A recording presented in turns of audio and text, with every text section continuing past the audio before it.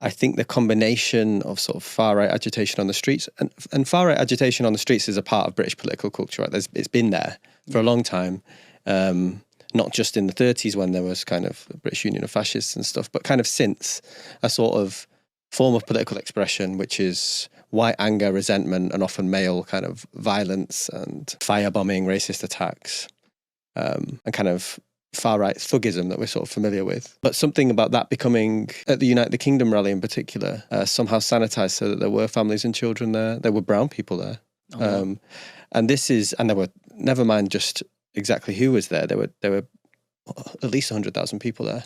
And I didn't know that I'd see that in my sort of, I didn't expect to see that in quite the same way. I sort of felt that there were 15% of the population that would probably vote for a Nigel Farage outfit. And there was some pushing on the further right who were really ideologically white nationalist fascists.